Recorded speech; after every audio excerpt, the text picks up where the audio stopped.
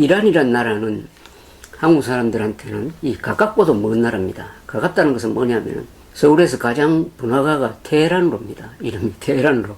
그러니까 이란의 수도 이름이 우리나라에서 가장 번화한 강남의 한복판에 있으니까 아주 가깝게 느껴집니다.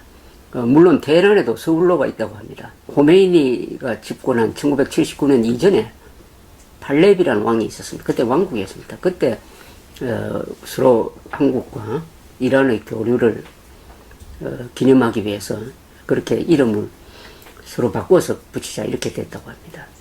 근데 서울로는 테헤란에서 좀 후진돼 있다고 그래요. 저는 테헤란로가 너무 길다고 생각하는데 그 중간에서 끊어가지고 반은 테헤란로로 하고 나머지 반은 이승만로나 트루만로로 하는 게 어떻겠느냐 하는 그런 생각을 가지고 있습니다.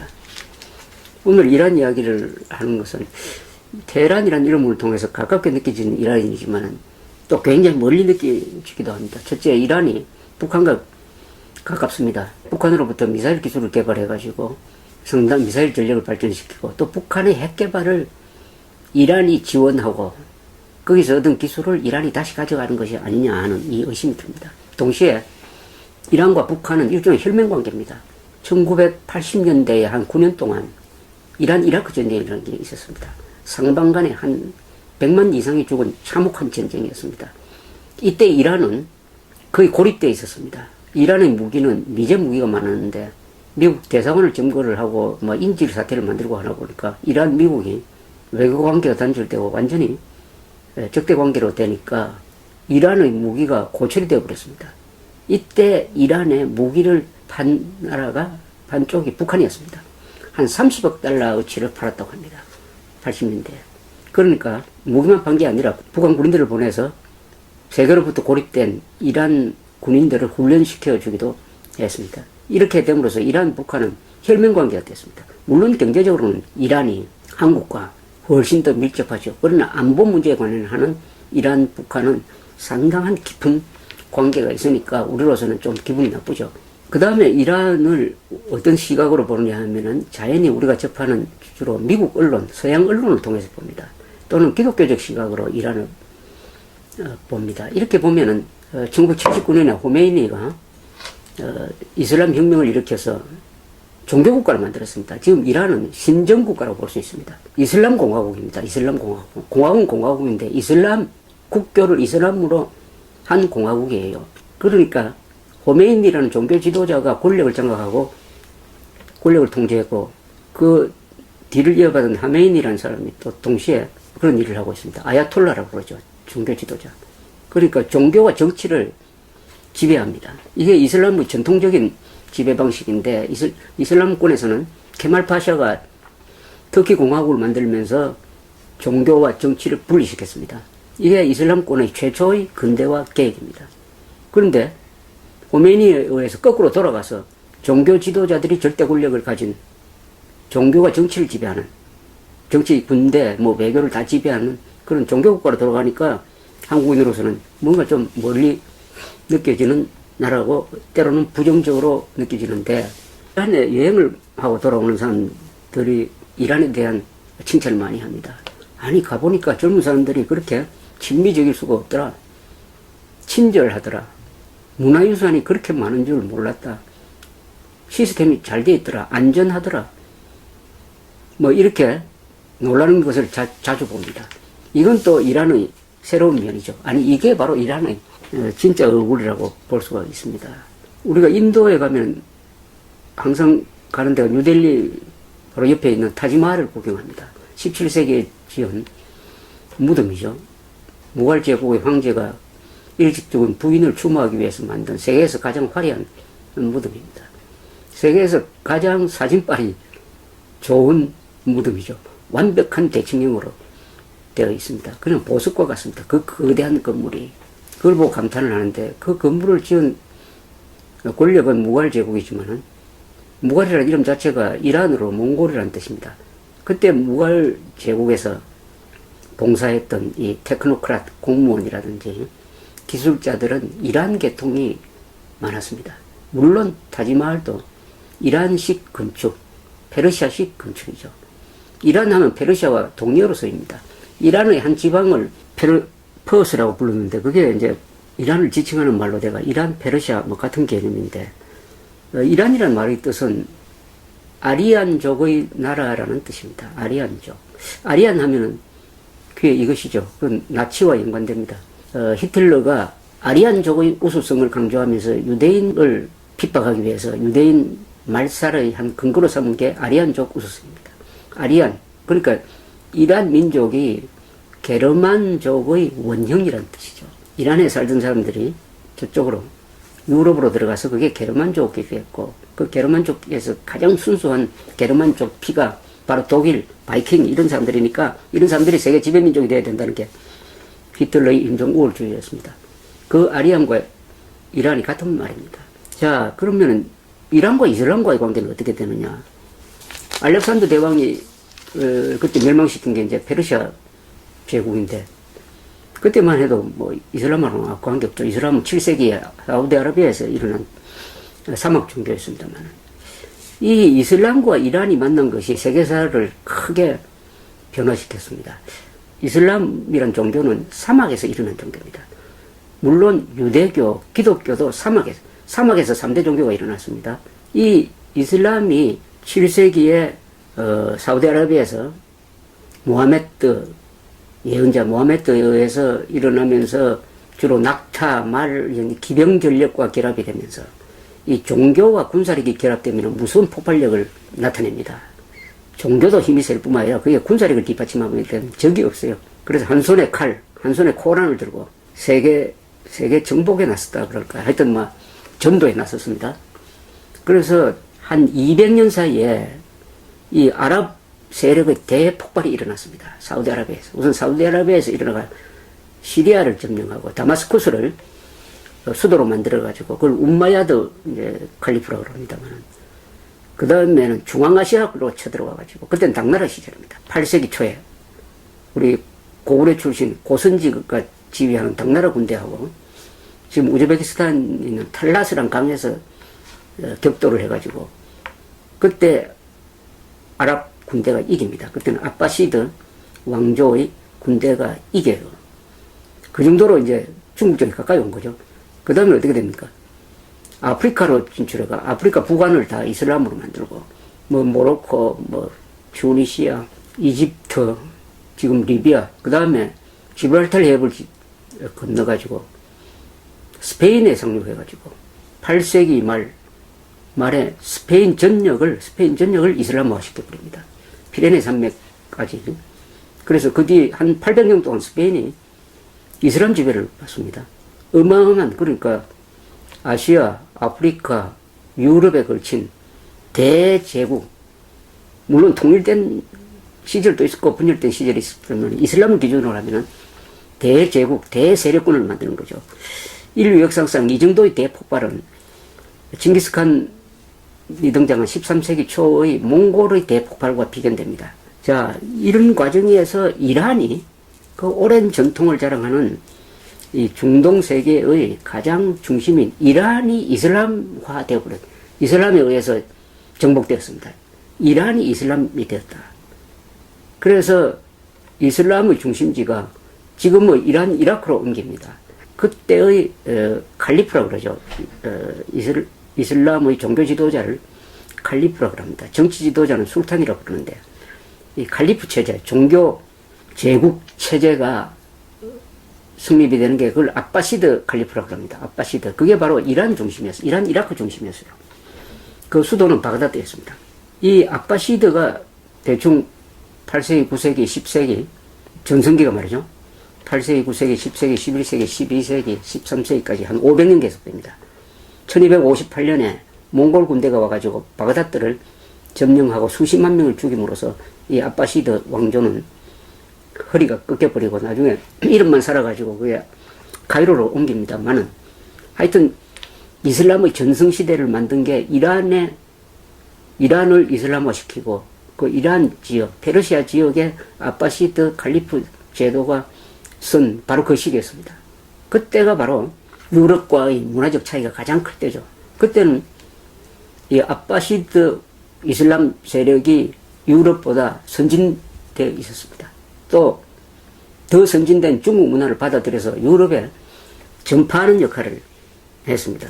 뭐 여러 가지 지금 딱 하나, 두 개가 있습니다. 두 개를 예를 들면 종이 만드는 기술입니다. 종이 만드는 기술은 중국에서는 기원 전부터 발명이 되었습니다만 그게 유럽으로 전해진 계기가 이게 8세기 초에 있었던 고선지 장군이 패전한 탈라스 결전에서 그때 이슬람의 포로가 된 사람이 바로 중국 종이 만드는 기술자였습니다. 그것을 이슬람 사람들이 데려가가지고 종이 만드는 기술을 더 발전시켰어요.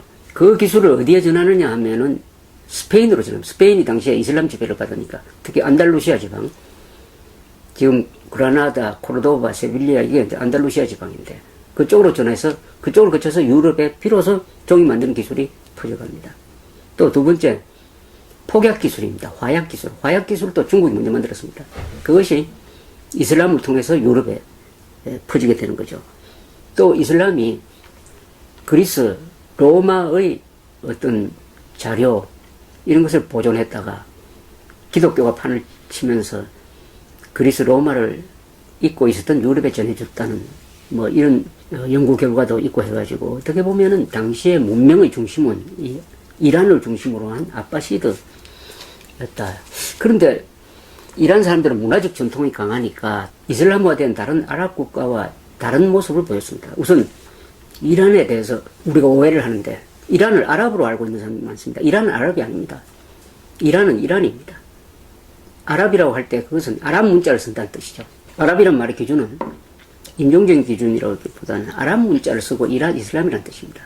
그런데 이란은 이슬람화 되었지만 아랍 문자를 씁니다. 그러나 말을 포기하지 않았습니다. 표기만 아랍 문자로 할 뿐 이란은 자기 고유의 말을 유지했습니다.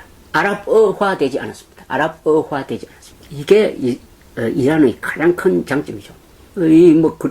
시리아나 이집트는 세계에서 가장 오랜 문명인데 이 문명 국가도 아랍어가 들어오면 아랍화되면서 아랍어로 말이 바뀌어버렸습니다.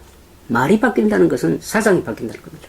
자기 정체성을 잃게 된다는 뜻인데 이란은 그렇게 이란어를 보존을 했습니다. 이란어를 보존했기 때문에 이란 문명과 문화, 예술을 계속 발전시킬 수 있었다.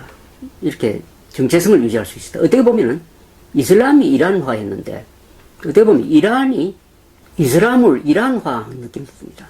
이슬람이 이란을 증명함으로써 이란의 찬란한 역사, 전통, 예술, 건축기술, 과학과 만남으로써 이슬람이란 종교가, 사막 종교가, 그 메마른 사막 종교가 풍성하게 됐습니다. 드디어 세계 종교가 됐습니다. 종교는 교리로서는 전파할 수 없는 것입니다. 그것을 뒷받침하는 문화 예술이 있어야 됩니다. 우리가 유럽에 가보면 가톨릭에 대해서 감탄하는 게 그 화려한 성당, 조각, 예술품이다. 종교에서 나온 거 아닙니까? 성당에서 나온 거 아닙니까? 음악까지도. 또 그와 같은 역할을 이란이 한 겁니다. 이란이. 그래서 이슬람이 지금과 같은 세계적 종교가 되었다. 그래서 이란이라는 나라를 이해하려면은 그 위대한 역사를 알아야 됩니다. 이란은 어떻게 보면은 중동에서의 중국입니다. 중동에서의 중국. 이란이 가지고 있는 문화가 이란 사람을 통해서 그 주변 국가에 많이 전해졌습니다. 중국을 통해서 한국, 일본에 유교가 전해지고 불교가 전해지고 한자가 전해진 것과 같은 거죠. 어떤 문화의 저수지였습니다. 이 징기스칸의 서쪽 원정으로부터 가장 큰 타격을 받은 나라가 이란입니다. 이란. 특히 1258년에 바그다드가 함락되면서 아바시드 왕조가 꺾여버린 그 시점을 통해서 이란이 아주 사람도 많이 죽고 했는데 시대가 지나니까 어떻게 되느냐. 원나라의 쿠빌라이 시절에는 거기 테크노크라스는 이란 사람들이 많았습니다. 이란 사람들이 똑똑하니까 이란 사람들을 쓰게 된 거예요. 마르코 폴로의 동방견문록에 그런 사실이 잘 적혀 있습니다. 그리고 무갈 제국, 그것도 징기스칸의 후손을 자칭하는 이 몽골 투르크 출신 지배민족이 16세기, 17세기에 바로 이 인도를 만든 당시에 세계 최대의 제국이죠. 거기서도 이 테크노크라 중견 간부들은 이란 사람들이었습니다. 페르시아 사람들이었어요. 자, 그러면 이란이라는 나라는 세계 역사에서 어떤 역할을 했느냐? 이란은 세계 제국을 한 6개 만들었습니다. 6개. 이란이라는 데서, 우선 이란이라는 데는 아주 큽니다. 이란 고원지대라고 그러죠. 테헤란이 상당히 높은 데 있습니다. 면적이 약 한반도의 한 8배쯤 됩니다. 8배쯤. 80만 평킬로미터. 인구는 8천만. GDP 기준으로는, 그러니까 구매력 기준의 GDP로는 세계에서 18번째 되는 나라입니다. 이 나라가 오랜 수천 년에 걸친 역사 속에서 만들어낸 세계제국입니다. 세계적 제국이 6개입니다. 서기 7세기에 만들어졌던 메디안 제국, 그리고 서기 6세기 아케메니드, 이걸 보통 우리가 페르시아 제국이라고 합니다. 다리우스, 사이러스 대제가 나왔던. 그 다음에 그 제국이 서기전 4세기 알렉산더 대왕한테 망한 다음에 그 100년 뒤에 곧 그 자리에서 만들어진 게 파르티아 제국. 이 파르티아는 로마와 자주 싸웠습니다. 로마가 결코 정복하지 못한 것이 바로 파르티아 제국이었습니다. 그 다음에 기원 후 3세기에 사산 다이너스티, 사산 왕조. 그 다음에 아까 말씀드린 대로 8세기, 9세기부터 한 500년 동안 번성했던 아빠시드 칼리프 왕조. 그 다음에 16세기 초 1501년에 나온 사파비드 제국. 이렇게 되면 한 6개 됩니다. 그 중에서 이란을 근거로 해가지고 가장 영토가 넓었던 것은 아케메니드 엠파이어라고 불리는, 우리가 보통 페르시아라고 하는 제국이라고, 다리우스 하면 아시죠? 그리스를 쳐들어와가지고 그리스와 여러 번 싸웠던 영화 300이라는 영화에 보면은 그 시절의 이야기입니다만, 이 시절이 가장 판도가 넓었습니다. 이 아케메니드 엠파이어, 페르시아 엠파이어, 이 6세기경에 이 영토를 지금 국경 기준으로 불러보겠습니다. 어느 정도 큰지.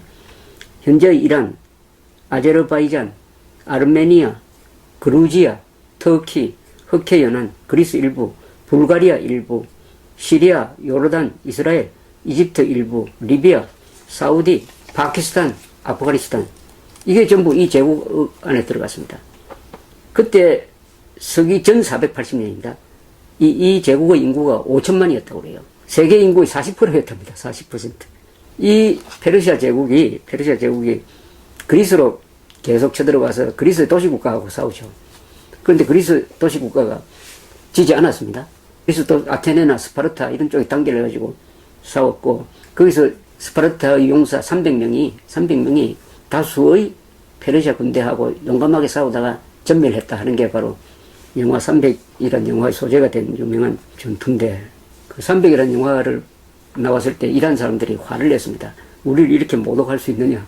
저도 그 영화를 한번 봤더니 참 미국의 이 할리우드에 있는 몰상식한 영화인들이 흥미 본위로 만들면서 스파르타를 사람들을 초인으로 만들고 페르시아 군인들을 멍텅구리 또는 괴물로 만든 것이 아주 인종적 편견이, 문화적 편견이 들어있었다고, 아주 기분이 나쁜 영화입니다. 그게. 그런 영화였습니다. 이란을 제대로 알면은 그런 영화를 만들 수 없을 것이라고 생각합니다. 자, 이런 세계 제국을 이란이 만들고, 특히 이슬람을 세계적 종교로 끌어올렸고 한 이런 이란이니까 이란을 함부로 말할 수 없다, 이런 이야기입니다. 어떤 나라가 크면은 그게 좋은 나라다, 나쁜 나라다, 이런 말을 함부로 할 수 없는 나라가 있습니다. 그러니까 너무나 크기 때문입니다. 그런 나라가 이집트 같은 나라죠. 이집트, 터키, 이란, 러시아, 중국은 더 말할 것도 없고, 이것은 워낙 거대한 문명이니까. 특히 이란은 지금 중동에서 차지하는 위치는, 중동에는 보통 큰 나라를, 이스라엘을 빼면은, 군사강국은 이스라엘 핵을 가지고 있으니까 보통 세 나라입니다. 첫째, 이집트입니다. 최고의 문명을 자랑하죠. 그리고 최고의 문명을 자랑하다 보니까 그 교육기관이 발달해가지고 카이로 대학 출신들이 이란, 중동의 여러 군데에서 중요한 역할을 합니다. 이집트, 인구가 한 8천만. 그 다음에 오스만 터키죠. 터키의, 지금 터키 공화국, 터키. 그 다음에 이란입니다. 이 3대 강국입니다. 그 인구가 또 비슷해요. 국토 크기도 비슷하고 한 7천만, 8천만, 이렇게 됩니다. 이 세 나라가 중심이죠. 정신적인 중심이기도 하고, 군사적 중심이기도 하는데, 다만, 터키와 이란은 반대 방향으로 갔습니다. 터키는 오스만 터키가 무너지고, 터키 공화국으로 재건할 때 케말파샤라는 영웅이 나와가지고, 아타투르크 국부라고 불립니다만은, 그 사람이 정교 분리의 근대화 정책을 써서 서구화하는 쪽으로 갔다면은 이란은 79년까지는 그런 서구화 정책을 쓰다가 79년에 팔레비 왕조가 무너지면서 호메이니가 집권하면서 다시 옛날 시절로 아빠시드 칼리프 시절 비슷하게 돌아가가지고 종교국가가 되었다. 이런 점에서 가는 방향이 이제 다른데 요새 이란이 문제가 되는 것은 핵 개발과 관련되었죠. 핵 개발, 우라늄 농축 방식의 핵 개발을 하고 있는데 지금 미국, 유럽이 그것을 막으려고 하다가 지금 협상이 이루어져가지고 서로 지금 일부 협상이 이루어졌습니다. 그래서 그 협상을 통해서 우라늄 농축 활동을 상당히 좀 동결한다. 이렇게 이제 합의가 이루어져 또 미국과 이란 사이에는 그 적대 관계가 완전히 끝나지는 않았습니다. 지금 그 합의를 이루는 데는 이란 대통령 로하니라는 사람이 큰 역할을 했습니다. 로하니라는 사람은 소위 개혁파 대통령입니다. 이 사람도 호메이니의 혁명 때 젊은 나이에 말하면 혁명투사 출신입니다. 이란을 이해하는 데는 이란 정치를 이해를 해야 되는데 이란 정치는 아주 이게 복잡합니다. 왜냐하면은 역사가 오래된 나라의 정치는 원래 복잡합니다. 그렇게 간단하지가 않습니다. 외교를 하는 방식, 정치를 하는 방식도 정교하다면 정교하고 복잡하게 합니다. 그게 특징입니다. 중국이 마찬가지 아닙니까? 중국의 외교나 정치가 단순하지가 않습니다. 복합적으로, 종합적으로 하니까 수가 많지요. 이란이 그런 나라입니다. 그래서 이란 정치를 이해하기가 매우 어렵다고 합니다. 다만 이란 정치를 이해하는 데는 권력 구조 면에서는 세 가지 기구가 있습니다. 이란에서는 슈프림 리더라고 그래가지고 종교 지도자 카메이니 이 사람이 최고 지도자입니다. 종교 지도자입니다. 호메이니의 후계자죠. 이 사람이 최종 결정권을 갖고 있습니다. 종교죠. 그러니까 종교 집단입니다. 이슬람의 말하자면 성직자들이죠. 이 사람들이 최종 결정을 갖고 있습니다. 그 밑에 있는 게 혁명수비대라는 조직입니다. 혁명수비대는 호메이니가 혁명을 일으킬 때 앞장섰던 그 이른바 혁명의 전사들이 군대를 딱 장악을 했습니다. 정규군을 딱 장악을 해가지고 무력을 장악했습니다. 동시에 정보기관을 장악을 했습니다. 지금 이란의 혁명수비대는 물리적으로 통제를 하고 있습니다. 혁명수비대는 정부 안에 있는 또 다른 정부예요. 정보기관이 한 3개나 됩니다. 그리고 수사도 합니다. 뭐 민간인에 대해서는 정부를 무시하고 수사권을 발동할 수 있으니까 막강. 그 다음에 정부가 있습니다. 정부기능. 이 로하니라는 사람은 정부를 대표하는 대통령입니다. 이란 전체를 대표하는 사람은 그분이 아니에요. 하메이니라는 이 다른 사람이 종교 지도자가 하고 있습니다. 그러니까 이 세 기구가 있습니다. 종교 지도자 그룹이 최종 권한을 행사하고 물리적 통제는 혁명수비대가 하고 그 다음에 행정적인 것은 또 외교적인 것은 이 정부가 하니까 삼두체제로 되어 있는데 이 삼두체제 간에 상당한 견제와 균형이 작동한다 이렇게 보는 사람들이 많아요.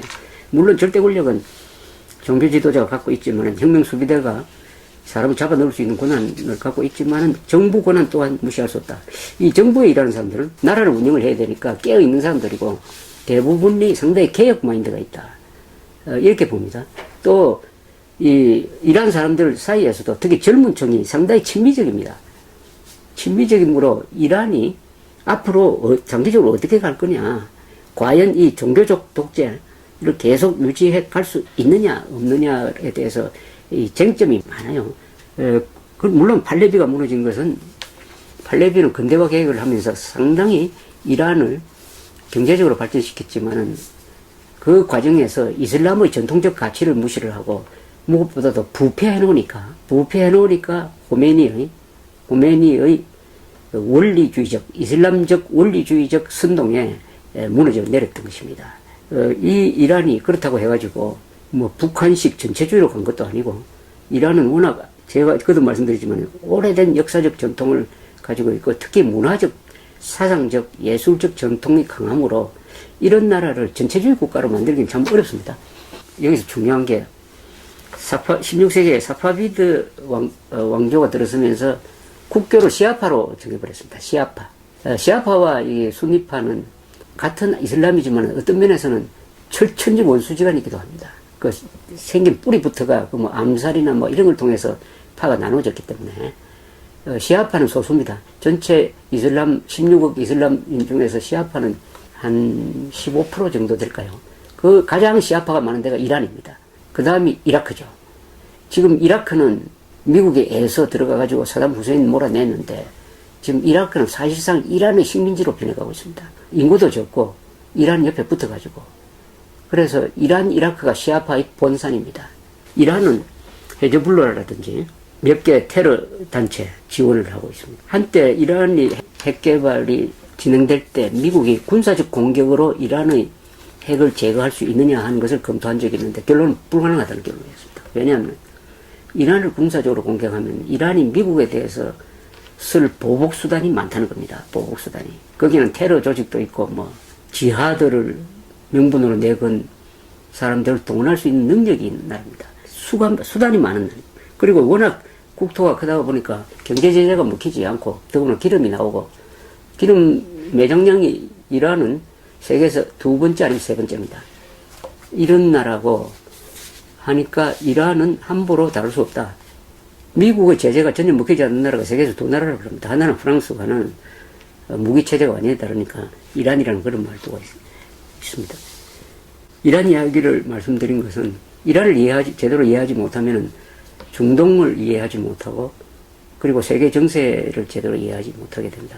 이란, 페르시아, 이란은 한마디로 세계사에 남을 만한 문화도 남기고 그리고 이슬람이란 이 사막 종교를 세계적 종교로 풍성하게 키운 업그레이드한 것이 나라이고 더구나 메디안, 페르시아, 파르티아, 아빠시드 이쪽으로 사산, 사파비드 이런 식으로 세계 역사 속에 남는 6개의 대제국을 만든 그 이란 수도의 이름이 한국 수도 한복판에 테헤란이라는 거리 이름으로 존재하고 있다. 그래서 그런 점에서 가깝다. 그러나 이란을 잘 모른다는 점에서 멀리 있는 나라다. 조금 더 이란을 가깝게 느껴보자는 차원에서 말씀드렸습니다. 감사합니다.